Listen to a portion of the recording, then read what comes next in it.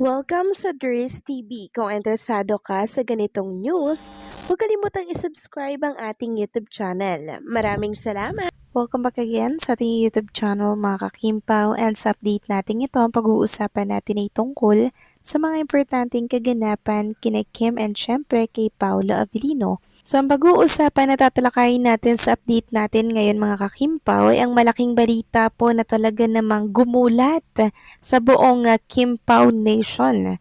Tungkol ito sa pagkakapasok lang naman ni Kim and Paolo para po yan sa Seoul International. Ano ba ang tungkol dito na mamaya tatalakayin at pag-uusapan natin yan at kung papaano po kayo makakatulong kay Paolo.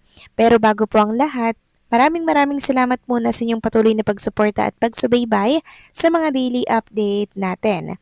Kaya naman bilang pasasalamat, narito po ang isang napili ko komento patungkol ito sa naging previous update. Mula ito kay Ginang Di Magiyat. Sabi niya, "Hi Miss Durs, ang dapat gawin itong si Jay, wag nang pansinin kasi hanggat maaari, hindi na binabanggit ang pangalan niyan dito sa lugar Miss Durs nang makalimutan ang pangalan ng hitad na babaeng yan.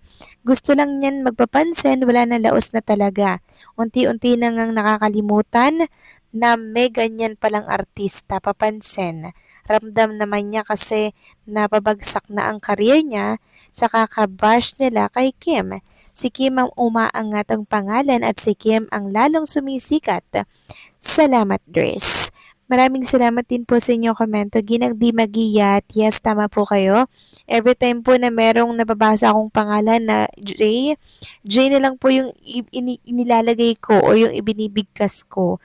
Kasi alam kong masakit po sa tenga mga kakimpaw. Kaya sana pag magko-comment po yung iba mga kakimpaw na may kaugnayan po dito kay J, wag nyo nang idiretso.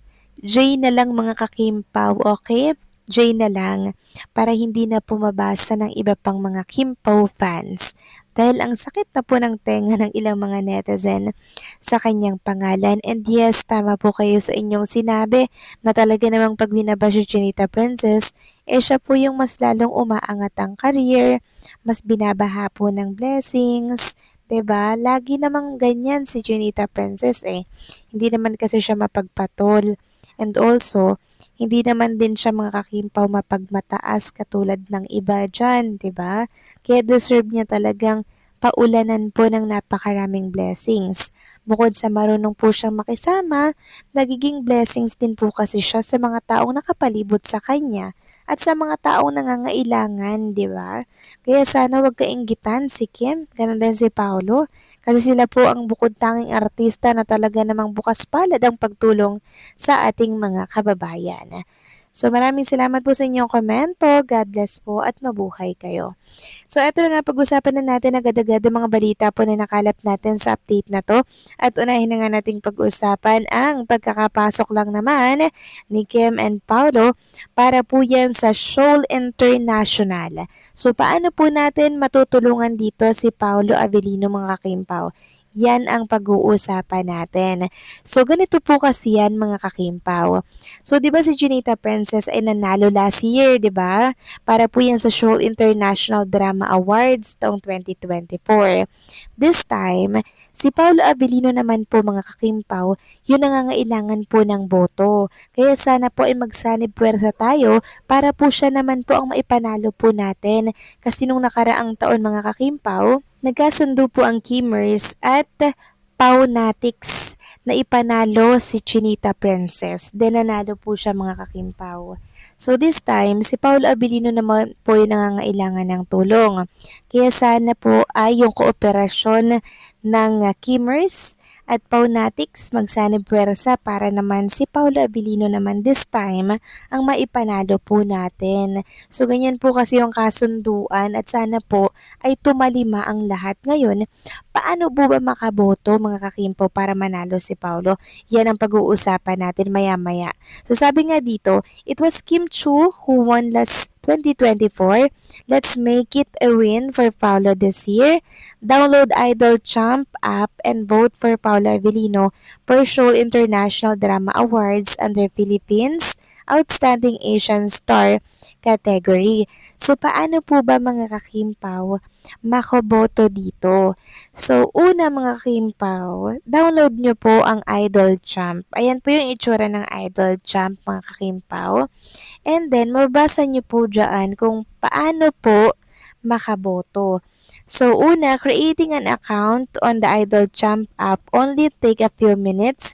You can easily register using your existing social media or email accounts. Follow these steps to set up your account. Number 1, download the app, install Idol Champ from the App Store or Google Play Store. Number 2, sign up, open the app and allow the required permissions.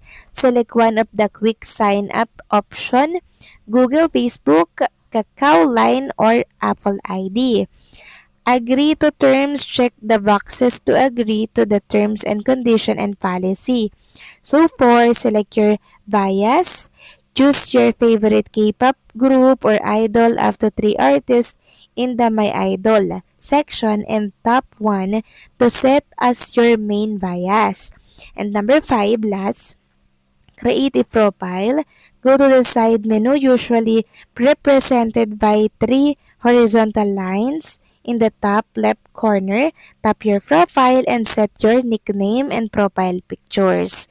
So magpaturo na lang po kayo mga kakimpo sa mga pamangkin po ninyo or sa mga apo ninyo or sa mga anak po ninyo.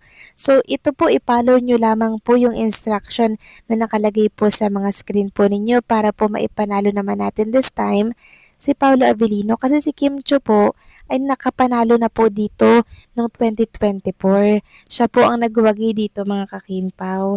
And this time, 2026, si Paolo naman po ang nangangailangan ng tulong. Kaya sana po wag nating ipagkait ito sa kanya na siya naman po ang maipanalo mga kakimpaw. Okay? So magsanib puwersa at magtulungan po tayo for Paolo Avellino mga kakimpaw. Pakiusap ko lamang po ito para syempre silang dalawa na po ang pasok para po sa Seoul International Drama Awards bilang Outstanding Asian Star Philippines. 'Di ba mga kakimpaw, napakaganda pong makita na si Kim and Paolo po ay talaga namang winner or wagi dyan. At pag nanalo po si Paolo Avellino dyan, syempre, a-attend din po siya sa Seoul, Korea. Katulad po ng ginawa ni Chinita Princess nung pagtanggap niya po mga kakimpaw nung kanyang award.